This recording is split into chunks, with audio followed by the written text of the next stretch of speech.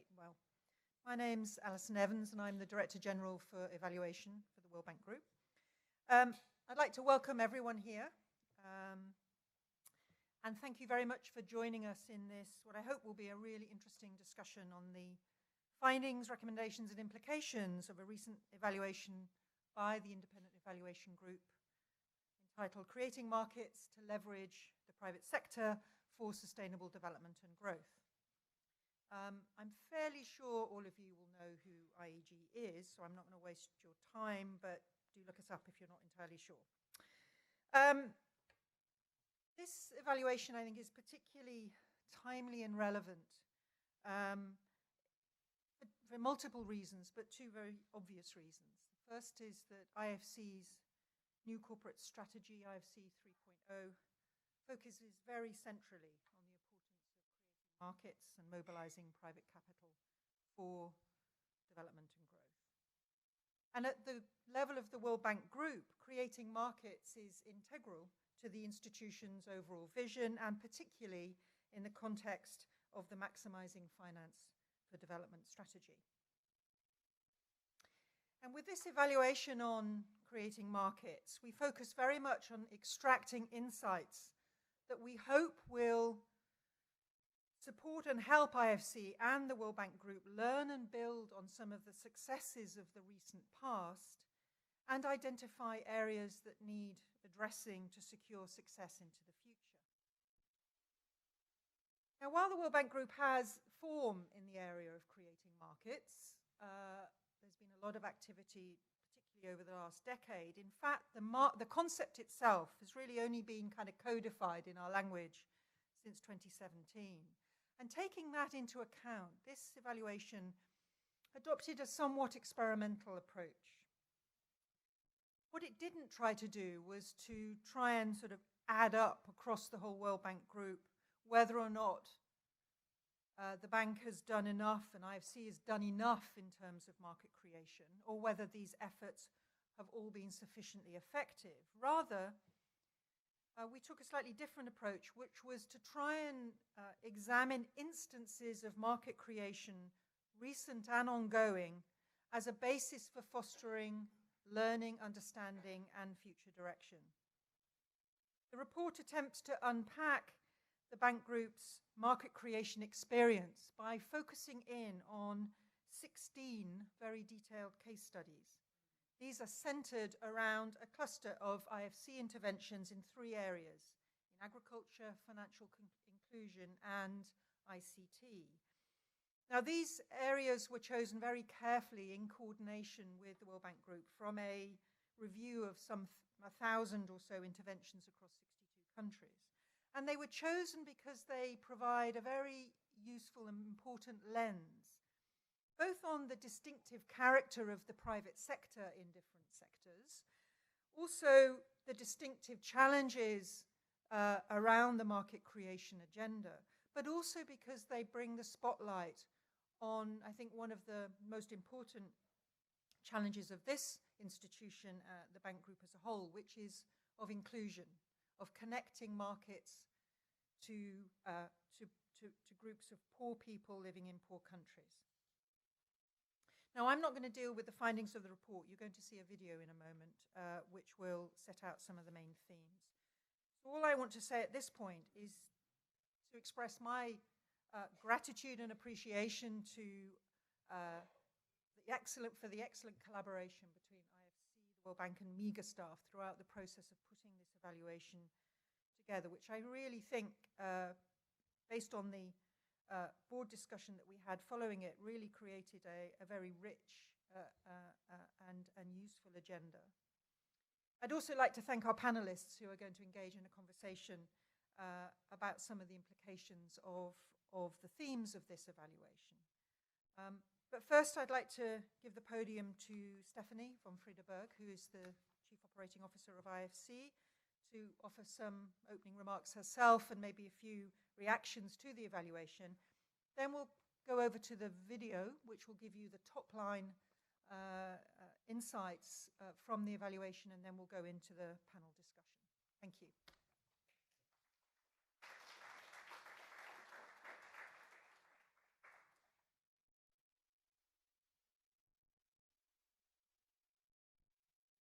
First, Allison, thank you very much, and I'm pleased to be helping host this event with IEG.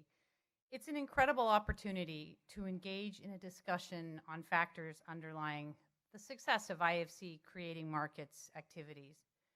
Creating markets, as you all know, is one of the two core pillars of our IFC 3.0 strategy, and it will help us increase our focus in IDA and FCS.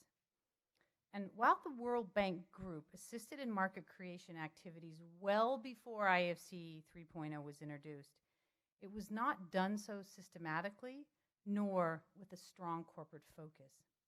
As such, IEG Evaluation was designed to have more of a learning focus as it reviewed market creation activities, which, for the most part, actually predated our strategy. The study included 3 recommendations, all of which we take into consideration as we move forward implementing IFC 3.0. The first recommendation is to enhance the understanding of market creating opportunities and constraints at the country level, and to ensure that this knowledge is adequately reflected in the country partnership frameworks. We have been strengthening our analytics at the country level through our country strategies and through our country private sector diagnostics.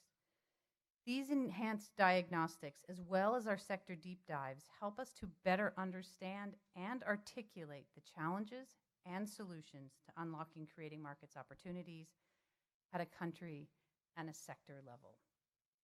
The second recommendation is to enhance access to markets to underserved groups, including the poor, which includes adequate monitoring and evaluation.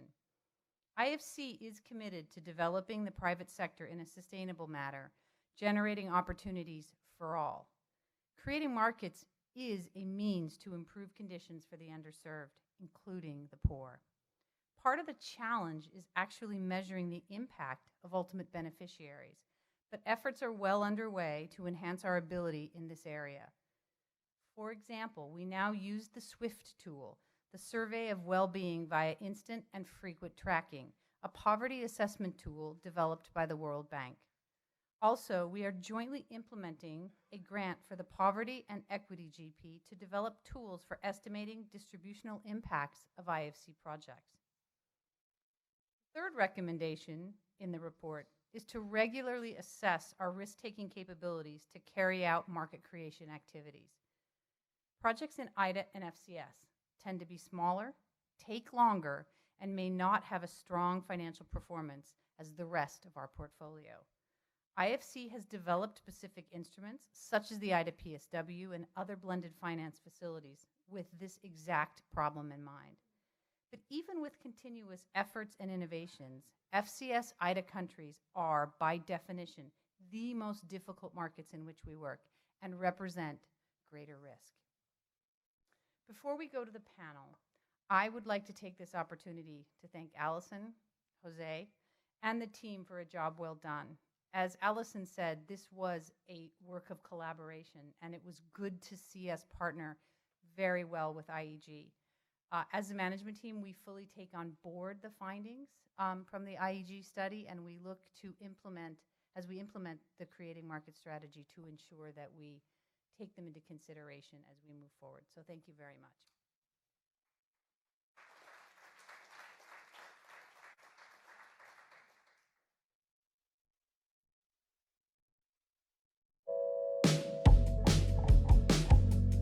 Developing countries face an annual investment gap of $2.5 trillion US.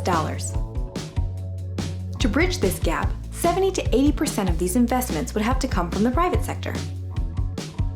And for the private sector to participate, you need markets that work. That means we need the private sector as an investor, innovator, and an operator.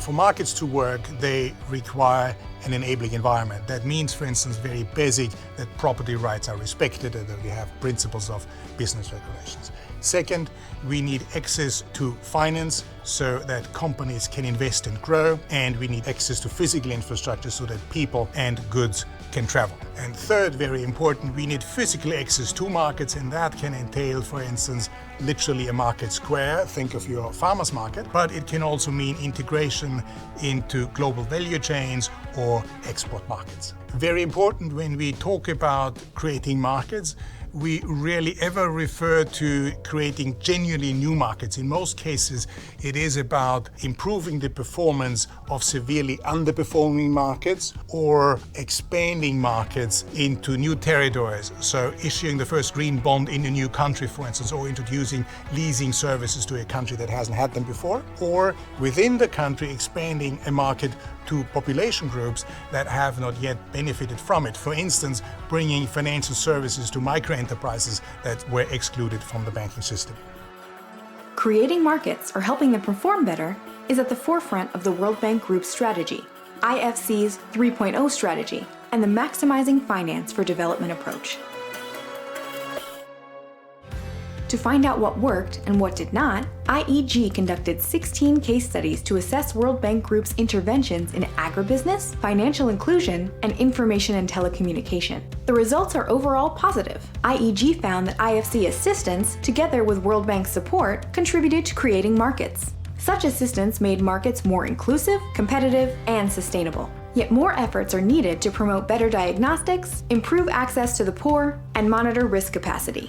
We saw a lot of innovation happening across the case studies, introducing of new products or new services, redesigning processes and making them more efficient, or using innovative financial products. And a very good example here is the effort of IFC, where it paired up with the Global Agricultural Food Security Program in support of the Solomon Islands. And the program, as well as IFC, jointly invested $30 million into the sole domestically based fishing company, the so-called National Fishery Development, NFT. And that support did not only allow NFT to purchase new fishing vessels, but also to expand its capacity in a sustainable way and gain access to export markets.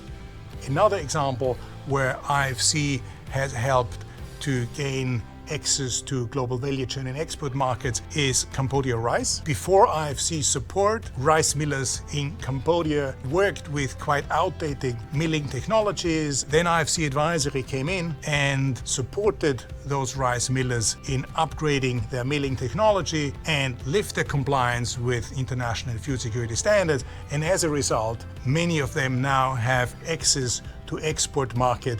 And not only that, it also helped to mature several of these players along the value chain to mature into potential investee companies for IFC as well as other banks.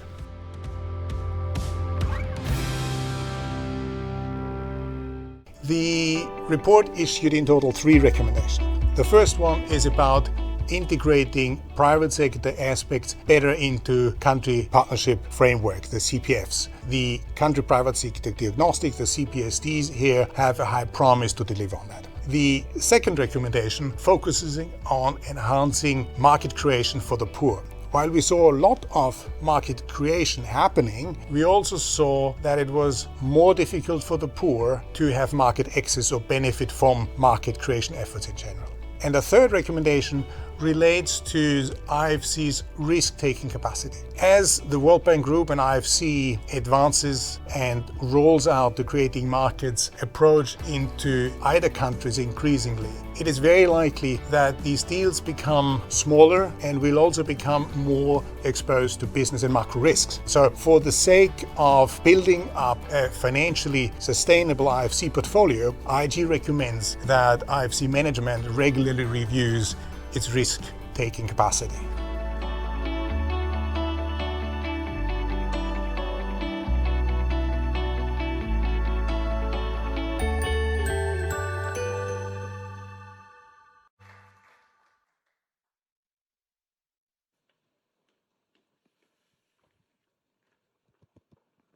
Can you hear me? Is it working? Yep. So while the panelists take their place, let me do a little bit of housekeeping announcement. In the interest of time and efficiency, we will be using poll everywhere to collect questions from the audience and our live viewers during today's session. So please use your phone or tablets and log in using www.polev.com/IEG now, so that you can submit questions to the panel. And of course, nowadays you can also follow conversation on Twitter using #CreatingMarkets. Thank you very much. I'm going to now proceed to introduce the panelists. Thank you very much, all of you, for being here. On the far left, my far left, we have Martin Holman, who is the manager of the digital finance and microfinance teams in IFC Financial Institution Group. He has many years of experience in private consulting, back management private consulting, and at one point he was also the manager leading the EBRD, a small business fund. We just realized previous to this meeting that we were colleagues in the late 90s. On my far right, it's a pleasure to introduce Lorraine Ronchi, who is the practice manager for South Asia in the Food and Agricultural Core Practice at the World Bank Group.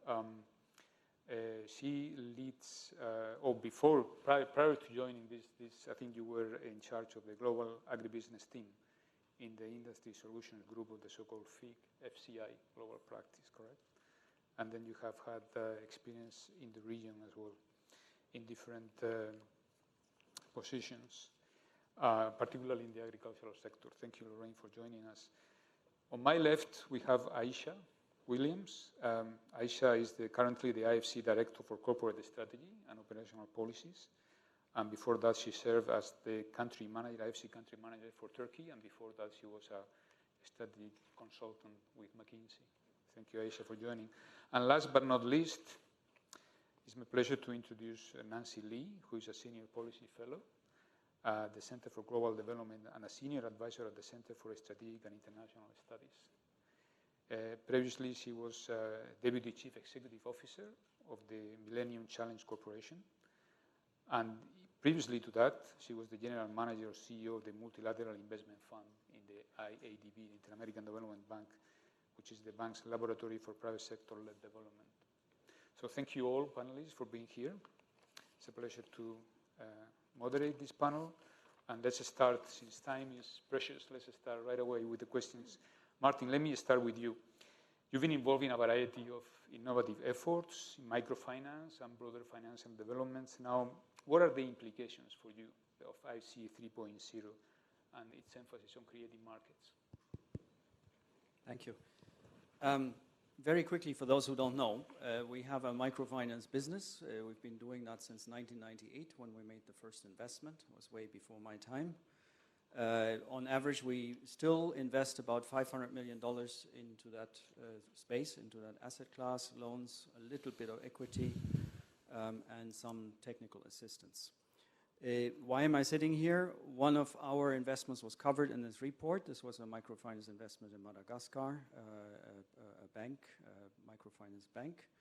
And over the years, we helped to greenfield 20 institutions in Africa in 12 countries, all in the microfinance space. I'm happy to say they're all still around.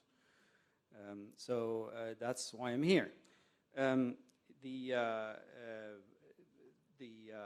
What motivated our work, talking, and Stephanie mentioned it, I was just joking, I felt a little bit like someone who had been digging potatoes, and then when I come back from the field, somebody says, so how many carrots did you bring?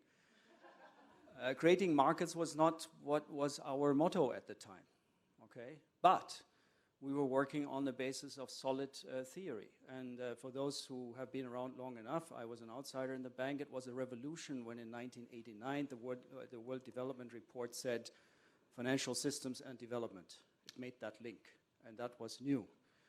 3 years later, Joe Stiglitz, former chief economist of the bank, wrote about rural credit markets and how most of those markets don't serve the poor. In fact, they hardly served anybody, because of all the aspects of exclusion that we know. So what came up was institution building. Build new types of institutions. And that was really what I think IFC was one of the leaders of, and that's the kind of work that we've been trying to do. that brings me to the third point, which is, so what have been the impact of all of this? And it turned out in the study, for those who care to read it, it was at best modest in terms of the impact on credit supply in Madagascar, okay? By the way, I'm happy to say that this is one of our more profitable equity investments in a very small country, okay? Now, here my question then becomes, so what are we talking about when we talk about markets? What's the relevant market? Is it the financial system? Is it the credit markets that, you know, IEG used, for instance, in this case? Is it the supply of formal MSME finance? Turns out that in my space, most of the supply is actually from the informal sector, usually at extremely high interest rates. Is it the deposit market? Are we talking about product markets or factor markets? Are we talking about, for instance, the supply of trained loan officers, which our investees have really helped with? Is it the supply of institutions that comply with best practice and so forth? So is it an asset class? Once we invested in 1998, there are now more than 10 networks around the world that have been doing the same kind of thing, and some of them are southern networks. In fact, one of the larger players in the space came from Bangladesh, inspired by this idea. So I just want to point out that some of the impacts are direct, others are indirect, and others are probably imputed, and it would be almost impossible to measure all of that in a study. It would certainly be very expensive. One of our banks has graduated to the Frankfurt Stock Exchange. It's a listed company now, $6 billion. So there's all kinds of things that I would, you know, and we were playing ping pong with IEG during our discussions around this. Liberia has a little bank that is now the #2 bank in the country, having survived Ebola and all sorts of things. We're still a shareholder. It's not very profitable, but it's there, okay? So I just want to say that building sustainable institutions was really the name of the game, and I think we have mostly succeeded in that. So what's changing now, to your question? What has this evaluation changed, and what's new with IFC 3.0? Number one, we're more strategic. Way more strategic with our partners in terms of discussing things with them, in terms of wanting to reach a certain impact, not just a sustainable institution, not just some kind of return on investment, but for instance, market size, those kinds of things. And in terms of the opportunities, in other words, to focus our firepower to those markets where the opportunities are biggest. The other thing is so more strategic. Another one is more coordinated within the World Bank Group. I'm part of an effort in Uzbekistan where we're working with FCI on building more inclusive finance.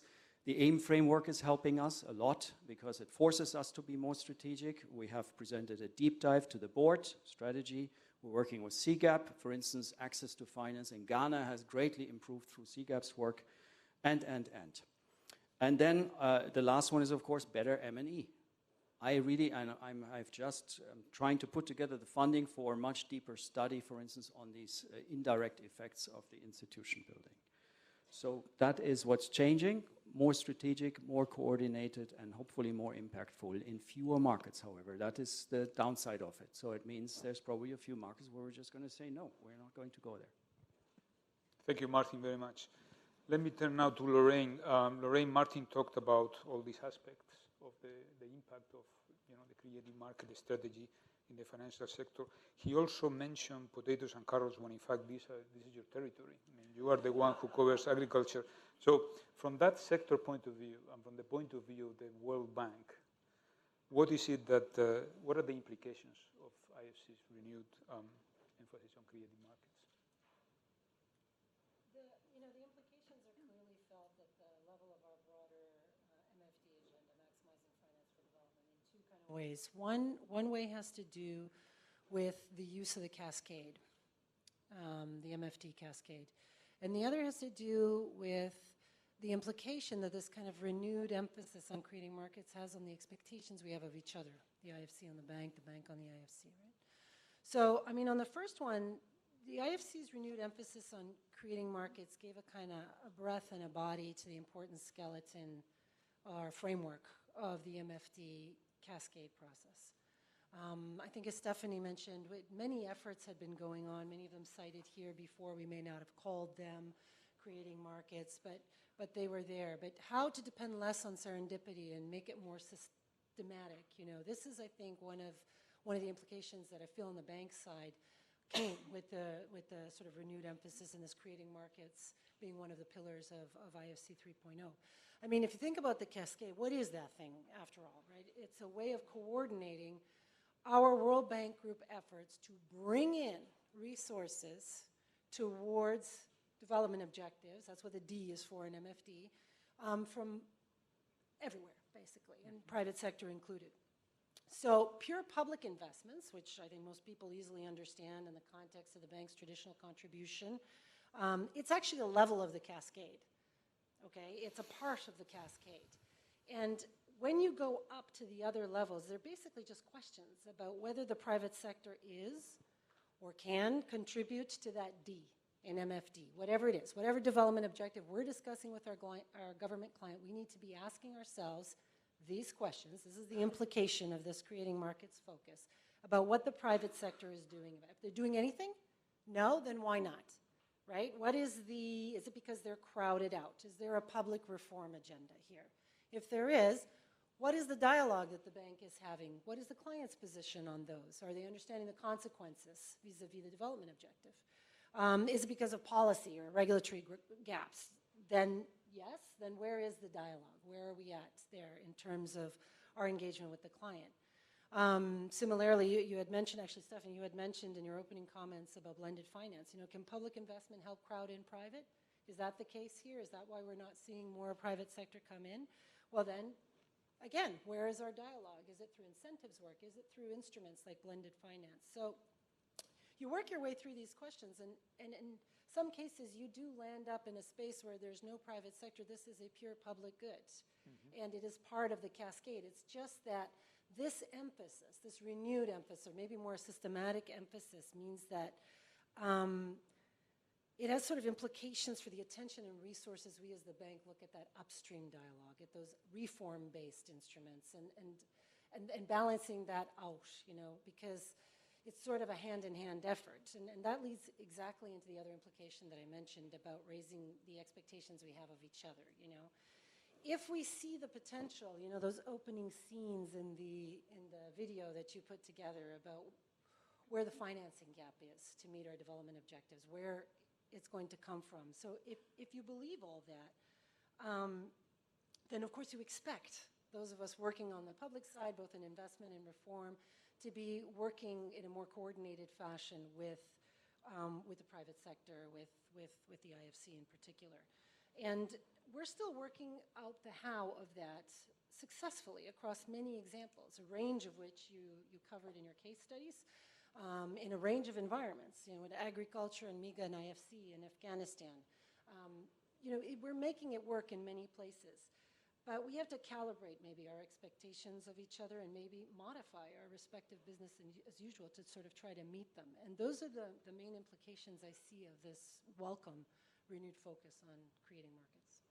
Thank you very much, Lorraine, particularly your very realistic description of the cascade and the interaction that it implies. Aisha, let me turn to you now. Can you give us a little bit the perspective? I mean, all of these things are very important to have priority in the financial sector, to have good, coherent collaboration across institutions. But how do you keep order of all of this? What are the main challenges of the creating markets agenda from your corporate study point of view? And in answering this question, just pretend that Stephanie is not in the room. No. I think that we're all looking at this with clear eyes. This is difficult. Market creation, upstream work is difficult. And that's a testament to that is the fact that IFC and the bank are probably the first and the only MDB that is explicitly trying to include this market creation lens and project development lens as part of our mandate. If it were easy, others would be doing it. What we often hear in IFC and in the financing world is that the challenge of particularly lower income countries is not the lack of financing, but the lack of bankable transactions. And that's what the market creation agenda is trying to do, increase the pipeline of bankable transactions that will then help to bring in the financing that's needed. But among the challenges, I mean, let's be clear. Let's start with the long gestation needed for these projects, the potential for a low conversion rate, the cost and resources that are necessary to develop these type of efforts. So the challenges are, I think clear, and we need to go into that with our eyes wide open, but the payoffs, the benefits, I think are also clear. So given the why we're doing this, the focus, and I think Lorraine pointed to, is the how. How do you operationalize this? How do you make this, how do we do this? Right? And for us, that has involved two shifts. It's a shift from project financing to project development, and it's a shift from predominantly reactive to proactive, right? Because in order to do market creation, and Martin talked about this, in order to do market creation, rather than waiting for a sponsor to come to us and seek financing for a particular engagement, you need to be able to proactively assess what are the needs, the specific needs of the country. I want to emphasize the word specific. We need the level of specificity that is needed to identify what is the particular gap or barrier that exists to market creation is where we are at this point, because that's what is necessary. Understanding at that level of specificity is what is necessary for us to effectively work, I think, with the bank and effectively address the problem that is there. So the focus, the shift towards improving our diagnostic capacity as a necessary precondition for us to be able to identify what are the gaps, and for us to be able then to work effectively with the bank to figure out how we resolve those gaps and how we help to develop a project is what our focus has been on. And Stephanie spoke about the country strategies. We now have around 30 of them. Those attempt to integrate all of the various diagnostics that the World Bank Group does, the country partner, the CPSDs, the sector deep dives, the InfraSAPs, trying to integrate it so that you get to a very specific discussion of what are the key barriers, what are the key reforms that are needed. If those reforms take place, then IFC or the private sector can be expected to bring this amount of financing or support to the table. That allows for a very different conversation with government ministers, regulatory authorities, than a more generic discussion of what we want to do and so forth. So that's why being very specific and being very targeted around our diagnostics has been so important. The second is institutionalizing the collaboration that everyone talks about. Come on, we all know the truth. We've been talking about World Bank collaboration since I joined IFC 15 years ago. You know, the only time I've seen it work, the time I've seen it work the best was when I first joined, actually, and I was in a combined IFC World Bank department with one. But the challenge here is it works on an ad hoc basis, right? But how do you institutionalize it such that it's systematic? And so a lot of effort has gone into creating those type of those opportunities for systematic engagement through World Bank sector groups, World Bank group sector groups, which occur at the sector level that allow the World Bank, the bank senior directors and the IFC senior directors to look across globally to figure out sort of what is our strategy in that sector, how do we want to implement the cascade. And then, in addition, IFC has developed global upstream units, which are explicitly focused on identifying upstream opportunities, so these type of creating markets, also opportunities, and helping to bridge the gaps within the institution to help systematically sort of connect the dots with people. So we've made progress, but we still have a ways to go on this. Thank you very much, Aisha. Lots of, as you were saying, you just took the words out of me. Lots of work, still a full agenda ahead of you. But thank you for emphasizing the importance of diagnostics and the systematic collaboration, a point that Stephanie was also making before. Last but not least, Nancy, you are going to be the one keeping us honest this afternoon. As the only external member of the panel, what does it mean? What does all of this means for you? And what is it that the development community is expecting of the World Bank Group with this creating markets agenda? Thanks, Jose. It's really lovely to be able to speak on this panel, but outside the institution, so I can speak freely. But actually, I want to pick up a number of things that people have already said. So the first thing I would say is that from outside the institution, expectations are quite high. This will not surprise you. The world wants the World Bank Group to play a much bigger role in the billions to trillions agenda, the SDG finance agenda. The world expects it. Stakeholders and shareholders realize that these gaps are not being financed and that there has to be a larger role. And I think while high expectations are not always a blessing, in some ways it's fair that those expectations are high, because unique among all institutions, the multilateral development banks have the full range of tools to deal with all of the issues that we've just been discussing. No other institutions have project development facilities, technical assistance for governments and for the public sector, policy and institutional reform support, budget lending, project finance, debt, equity guarantees, and everything in between. Country diagnostic help. Only the multilaterals have that. The bilateral development finance institutions, while they, in some cases, they're very big, they don't have that array of tools. So it follows from that, given that whole array of tools, that the IFC, when it's trying to develop private projects, should be able to do things that commercial institutions can't do. Because after all, those tools don't just transfer risk or share risk, they actually mitigate risk.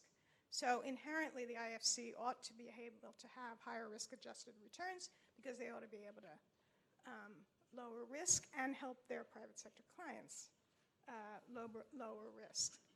But what we observe, at least from the outside, is that while this is happening, and it's very clear that the bank is moving in this direction of trying to pull together its tools, the IFC often manages high risk by trying to offload it to, let's say, donor-funded facilities, guarantee facilities, trust funds, so that these very high-risk activities in FCS countries and low-income countries, a substantial part of the risk can be borne outside the balance sheet of the IFC. Now, that's totally reasonable, but let's face it, that kind of money is scarce and probably going to get scarcer. So unless the bank can pull together these tools in ways that you don't need to offload risk, because you can mitigate risk inside the context of the country strategy itself, I think the bank's role will be inherently limited.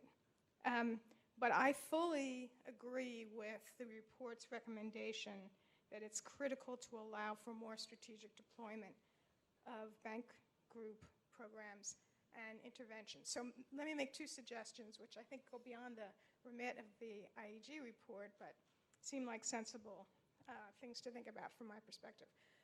One is not just to have consolidated diagnostics across the group, the bank group, but to actually have formal linkages between the financial products of the bank in some formal sectoral compacts, so that for each sector and each country, a set of goals would be defined in terms of access, or in terms of income or job creation or inclusion of small farmers, and then a set of tools would be linked together in a compact, jointly negotiated with the government and the various parts of the bank, including the IFC, because I think the IFC ought to have a seat at the table, to bring together a set of financial products to pursue those goals. You'd have the public finance in that compact. Obviously, you have to have private transactions with private partners separate from such a compact. But bringing the compact together and having one agreement where this is all interlinked helps to focus on explicitly those reforms that unlock the private finance and make the public investment more effective. So, and certainly my experience in the Millennium Challenge Corporation is that that kind of operation worked very well because governments were sort of more willing to do difficult reforms when they saw the very tangible payoffs in terms of public and private investments of those reforms. So, sectoral compacts. I'm not talking, by the way, about country platforms, which is something much bigger and much broader, and I'm not, that's a bridge too far at this stage, at least in my opinion. Second thing is managing risk. At the moment, this way of offloading risk by mobilizing donor funding is largely small scale interactions with individual donors for specific sectors, for specific instruments, and it's balkanized. And with the exception of the IDA PSW, which is, we can talk about separately, but what we've suggested at the CGD is to put together a purpose-built, off-balance sheet vehicle that takes high-risk tranches of operations or early-stage finance or early-stage infrastructure and has a very different financial goal than IFC does. It's not a market-based return, risk-adjusted return. It's maybe just capital preservation. And it would then stretch the ability of the IFC to do projects that it wouldn't otherwise do, and it would also stretch IFC capital because it would take some of this risk off their balance sheet. So what we're suggesting really is to consolidate this these off-balance sheet operations so that they're bigger, very much more purpose-built in terms of both the aims of the finance and the skills of the people in the off-balance sheet vehicle. And that would be helpful to, I think, to give IFC the capacity to move in these very difficult directions that we're asking them to move into. Thank you very much, Nancy. It's certainly quite a program, and particularly what you mentioned of sectoral compacts and the managing risk. I'm conscious that we have limited time. I would like to have a quick second round of questions with the panel before we open up to the floor in case there are some burning questions from the audience. And I'm going to continue with you, Lorraine, because we have talked about the systematicity of the interaction and the issue of country private sector diagnostics. Diagnostics is very important in what Aisha was mentioning. Now, what role do you think that kind of diagnostics can play, country diagnostic can play in your work? So in other words, following on the theme that you presented, to go a little bit deeper in detail. Yeah, it's critical, basically, and I think that's very related to the second and very important recommendation in the IEG report when you kind of put together and you could unpack, enhancing access to markets for the underserved groups, including the poor, and entailing adequate M&E provisions to understand how market creation affects the poor. Okay, so this is really not just diagnostics, but about data and empirics. That's a very important agenda. So the extent to which, let's say, a CPSD can give a structured and an empirical assessment of the constraints across the economy that is blocking private sector investment, well, that's lending a lot of substance to the cascade, to the comments that I made earlier. When we get to the sector level, you have the deep dives to start sort of looking at where that hits in those specific sectors. Super important. Otherwise, how do you know which is the critical reform agenda, which are the critical investments to make creating markets happen? The fact is that, and the CPSD and the deep dives and others are increasingly doing that, but it didn't used to be the case, is that the extent to which any diagnostic that we run can or should identify market creating opportunities beyond the public sector reform agenda is effective the extent to which they're really getting the private sector to articulate that. And I think that that's something that has changed recently, getting that reality check from the private sector in the diagnostics that we lead, because at the end of the day, if we mean, you know, creating markets as in identifying particular sector level, potatoes or carrots, I didn't manage to work those two vegetables in my last answer, so let's say potatoes and carrots or what, then, you know, at that stage, you're really, these are not the kind of recommendations or choices that development workers make or public sector makes. Really, it's the private sector. So I think we have, when you talk about what the role of the CPSD and similar diagnostics is, and I'm speaking, you know, from the perspective of the World Bank, I think we do, on any diagnostic effort, on any data effort, we have basically two responsibilities. One is to make sure that the private sector opinion is clearly heard. What we or our government clients do with that opinion, that's a different story as you balance, as you optimize across the public good more broadly, but that reality check needs to be there. But the second one is that your recommendation 2 that came out in the IEG, that needs to be implemented across the World Bank Group. That's not just an IFC recommendation. We have to understand much better, and I saw one of the questions on here was directed to that. We have to understand much better how market creation best draws in the poor. Otherwise, there's no D in MFD, right, as I was saying earlier. So when we talk about the role, it is our business and our responsibility at the World Bank Group to disseminate, to operationalize, or find out, if we don't know, under what conditions, using what approaches, what new technologies, digital or otherwise, are going to contribute most to inclusion in these private sector investments. So even as the CPSD at this macro level is looking at enabling that investment in the first place, clearly a critical condition, it's part of a broader responsibility of all the GPs and the IFC, according to their skill set, to apply data and rigor and M&E to that inclusion agenda. We should be able to answer much more glibly some of the questions that are coming up here about what's the secret to, you can't see them, but one of them is like, what's the secret to having farmer smallholders included in all investments, et cetera? You know, we need to be there. Every sector here is going to have that set of questions. So I think that is the role of the data and empirics, and it's a really critical, I would have made a recommendation number 1, you know, if you're asking my opinion. Yeah. Good feedback to IEG.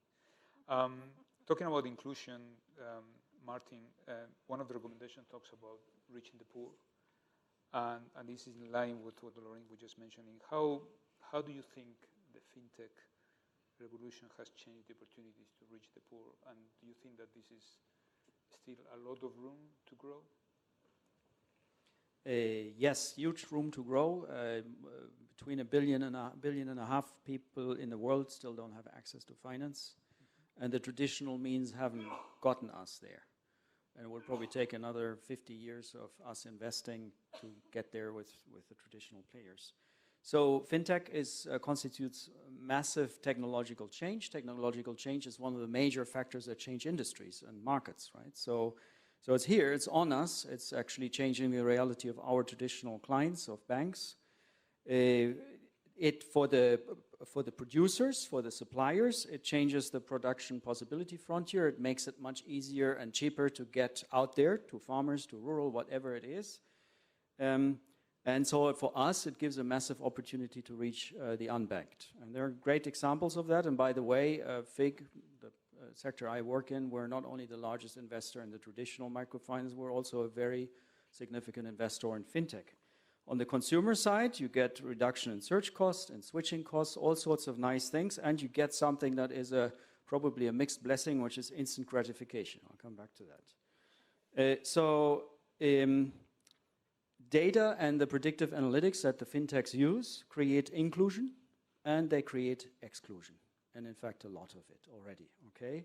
So when we think, for instance, of algorithms discriminate just like people do. We have the first examples, and we have examples of consumer lending bubbles, for instance, in Kenya, where hundreds of thousands of households are now excluded from credit because they defaulted on nano loans that were pushed on them, including by some of our own investees. Okay, so this is a new field. We have to invest. We have to be there, and at the same time, some of our investees are probably not doing so well. So what are we doing about that? One is, and you just brought it up, much better data analytics. We're actually trying to beef up our own ability to to measure these things, and we have a great starting point in Africa where we've done a lot of work with the help of the MasterCard Foundation. We're trying to work on the behavioral issues, using behavioral economics and behavioral science, for instance, to link credit with savings, to make people think more long-term, give them opportunity to say no, those kinds of things. We push that on our investees. And likewise, we have been convincing all of our investees to sign up to Principles of Responsible Digital Finance, which we have co-developed with other investors. And that's a major effort to make sure that whatever happens in the fintech space is consumer-friendly and sustainable in the long run. But without fintech, we're not going to get to covering access to the poor. That one is, for me, is for sure. I mean, almost every poor person in the world already has a mobile phone in their hands, so we just need to make sure that that is used in order to get decent and sustainable banking services to them. Thank you, Martin. So from fintech to a more broader, let's consider other sectors. So in one evaluation that we did, 15% of the activity of the interventions of IFC can be qualified as promoting inclusive business, which means not necessarily promoting inclusive business without blended finance, meaning with commercial pressure. And this is to reach the bottom, the base of the pyramid, the most poor. Now, how can we reconcile, do you see, this difficulty of promoting private sector development through inclusive business and reaching the poor? What are your views, Nancy? Well, let me just make 2 quick points in response, because I know you're pressed for time. So, first of all, the report defines market creation in this inclusive market creation, or at least measured by increased productivity, enhanced market competition and trade competitiveness, better access to markets for the poor, lower prices, or more environmental sustainability and resilience. So I don't mean to criticize the report, but I would actually go simpler on what the goal is or what the challenge is. I mean, to me, the basic challenge is, pro-poor market creation basically is promoting the solution through business models, or promoting business models through innovations that let markets profitably reach populations that wouldn't otherwise be reached, either as consumers or producers. So if you think about it that way, so you're basically, innovation is at the center of the whole thing. Innovation is at the center of development. If the business models that worked in high-income countries or middle-income countries worked in low-income countries, development would happen a lot quicker.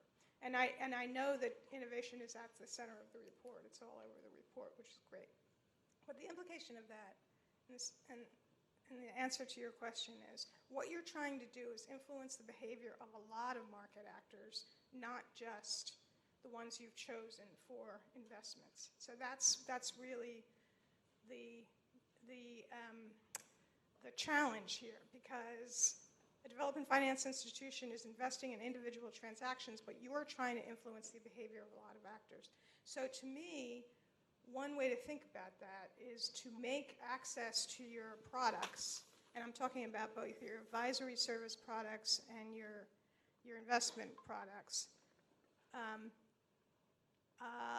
access through a competitive process, in the sense that you would define some outcome that you're trying to achieve, and then in effect ask firms to bid, or financial institutions or whatever, to bid for services from you that help them achieve that outcome. And of course, in that bidding process, you're minimizing the cost of the outcome that you're targeting. So you don't have to sort of specify the subsidy that you're prepared to provide. Instead, what you're specifying the outcome and then asking the firms to come forward with business models that can achieve that outcome. Of course, they have to have some evidence, and then they will bid for a certain type of financial transaction from you, or subsidy that will allow them to make the investment profitable. So I think that would make it, I realize that can't be done in all cases, but I think in a lot of cases that would make it easier to make the case that you're really trying to create markets, because you are engaging with a whole variety of market actors. And I think that could be paired with government efforts on their side to maybe pay for outcomes, augmenting revenue streams. So governments or donors could be augmenting revenue streams while your products are maybe more focused on risk sharing and lowering costs. So I think that would be the kind of collaboration that would have a greater market generating impact or building it. Thanks very much, Nancy, for all this good food for thought. And I'm going to end up with you, Aisha. I've left the easiest question towards the end because, we know that there are very ambitious targets to do work in FCS and IDA countries. And at the same time, one of the recommendations of the report talks about, what is the risk appetite and how do you manage that from a corporate point of view. So, and I hope you are my friend after this. So in 2 minutes, Yes. I interpret that question, this question of risk appetite can be interpreted in many ways. I interpret that question in terms of how much is this going to cost? How much is it going to cost us to make this shift towards IDA and FCS and towards market creation? And how are we going to pay for it? Because the risk appetite discussion in terms of our willingness to take on some of the additional non-financial risks takes us in that are inherent in going into FCS and IDA is a separate discussion which I believe needs to be engaged between us and our board. That's correct. In terms of how much, so in 1 minute, in terms of how much is this going to cost and how are we going to pay for it, Nancy, you started to address some of this concern. I mean, we know that there is a higher cost involved in extending our business, particularly in these markets, and we're looking at a variety of tools to try and manage that risk, including blended finance, including mobilization, and so forth. But the reality is a lot of it continues to remain on our balance sheet, right? And so when we speak about, we've often discussed this concept of the portfolio approach, but the portfolio approach has a very real impact in terms of IFC's financial sustainability. The amount of business we are able to continue to do in these more difficult markets is a function of the amount of business that we are able to do in markets and in sectors that give us a higher return. So these two things go hand in hand in order for IFC to deliver on its financial sustainability. So the question of how much can we do in IDA and FCS is a function of how much business can we do in sectors and regions that have traditionally yielded a higher return. And to be frank, this was the foundation of the discussions that we had on the capital increase. It's clear we will not be able to shift our business the way that we want to shift our business without the additional capital that has been promised or approved to us through the capital package, because it is simply more costly. I did it in 1.5 minutes. That was wonderful. I think that I would like now the opportunity, because it's always something missing if the audience doesn't have a little bit of a voice. 1, 2, 3 quick questions. Any burning questions? Something that we have not covered that you think is important? Anyone? No? Well, if that is the case, I think we have been spot on. The only thing remaining is to please give a show of hands to our panelists.